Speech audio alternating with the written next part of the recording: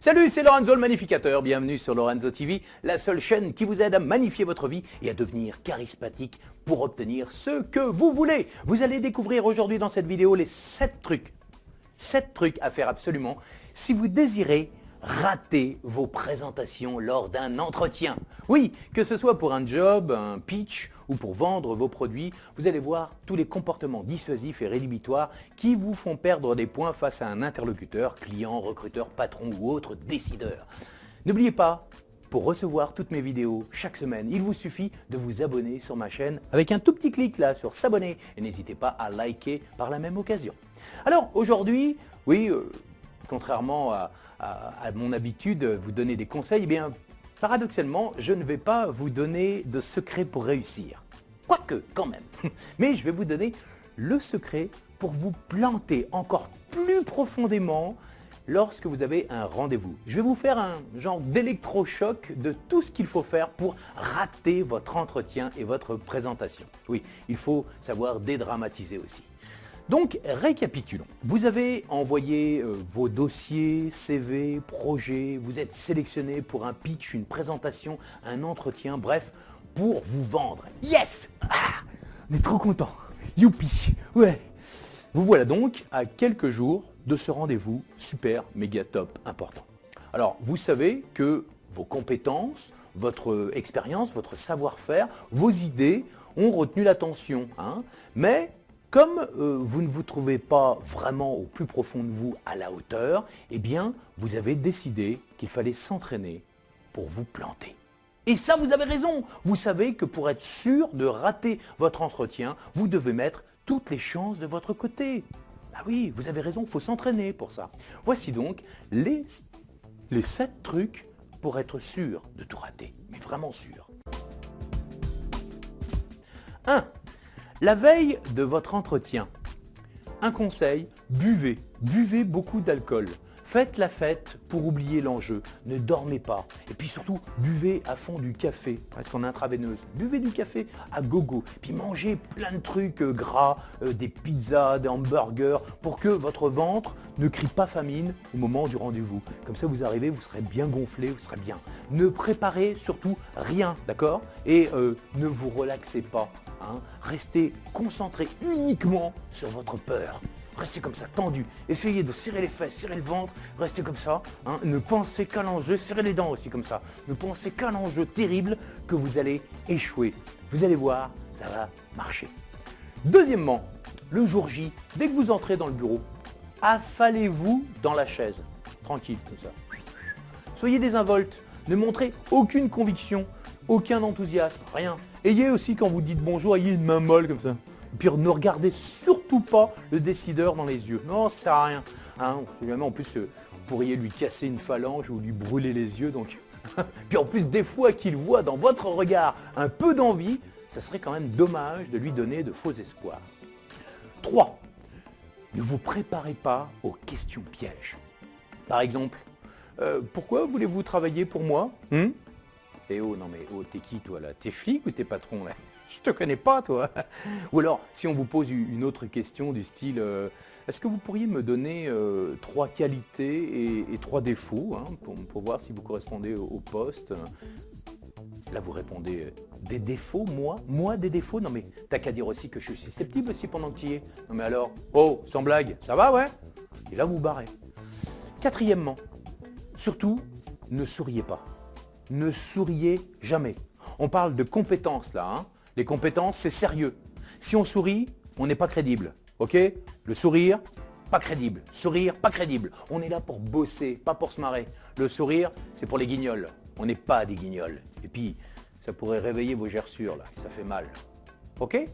5e, ne soignez pas votre débit. Et si vous êtes d'un tempérament speed, parlez le plus rapidement possible, surtout pour pas qu'on vous comprenne, parce qu'on ne sait jamais si vous articulez, on ne sait jamais au bout d'un moment. Comment? Quoi? Qu'est-ce que vous dites? J'entends pas bien. Oui, je disais, si votre interlocuteur veut savoir qui vous êtes, eh bien, il n'a qu'à lire votre CV. Point c'est doux. Mais alors, pas en plus faire des efforts sur l'articulation.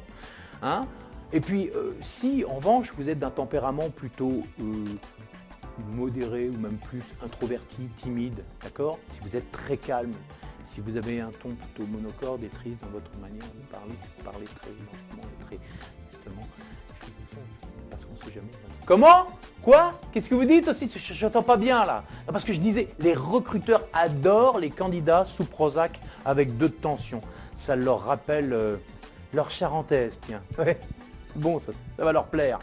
6. Surtout, faites comme tout le monde. Ne vous démarquez pas. Restez dans le troupeau. Récitez votre CV ou votre présentation comme une comptine.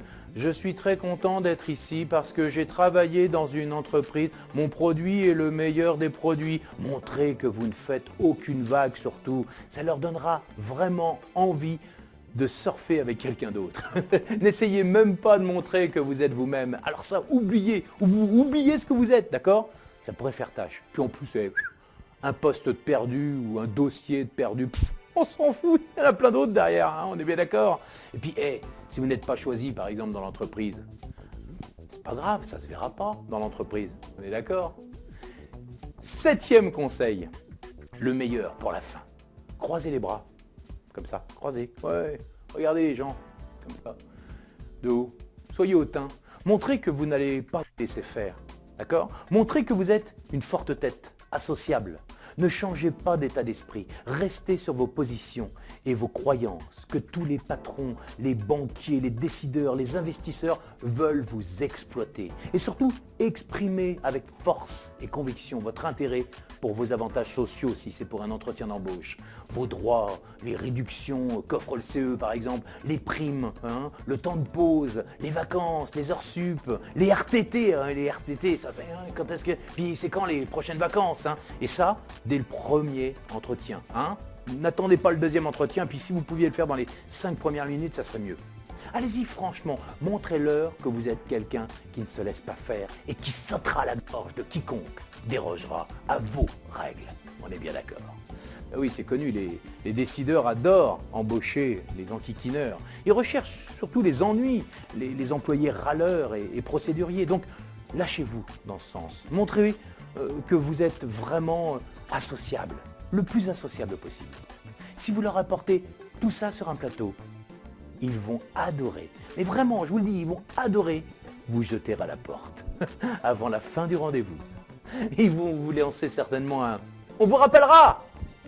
Jamais. Bon, en conclusion, voilà en gros ce qu'il faut faire si vous avez décidé de rater lamentablement votre présentation pour un entretien, pour une présentation de projet ou autre. Bon, vous savez maintenant comment retenir vraiment et sincèrement l'attention de vos interlocuteurs en étant leur pire rendez-vous de la journée. Mais en revanche, ils vont parler de vous. Ça c'est sûr que le soir même, ils vont dire « Oh, j'ai vu quelqu'un, il était extraordinaire ». Maintenant, si vous voulez convaincre n'importe qui et retenir l'attention, c'est très simple. Vous faites tout le contraire. Ayez confiance en vos compétences. Si on vous a choisi, si on vous a sélectionné pour un pitch, pour un entretien, eh bien ça veut dire que vous correspondez explicitement à ce que l'on recherche, à ce que le décideur recherche. La seule chose qui compte, c'est de magnifier, de sublimer votre manière de vous présenter. N'ayez pas peur d'oublier ce que vous avez acquis et consacrez-vous à votre manière d'être, votre manière de vous présenter, votre forme et votre vraie personnalité. C'est ça que recherchent les décideurs, ce que vous êtes vous. Sur le terrain, à valeur égale, généralement les athlètes les plus performants sont ceux qui ont le mental et la bonne attitude. Vos compétences, c'est comme la culture, c'est ce qui reste quand on a tout oublié. Donc ne vous prenez pas la tête à vous dire oh, est-ce que je vais oublier un mot, est-ce que je vais oublier ce que j'avais à dire? Mais non, vous l'avez travaillé, c'est au fond de vous tout ça. Consacrez-vous plutôt à votre savoir-être, à votre manière de vous exprimer, à votre manière de respirer. Montrez plus de conviction, d'enthousiasme, montrez que vous êtes souriant, que vous êtes cool. Ça, c'est ce que vous devez montrer absolument dès votre prochain rendez-vous. D'accord ?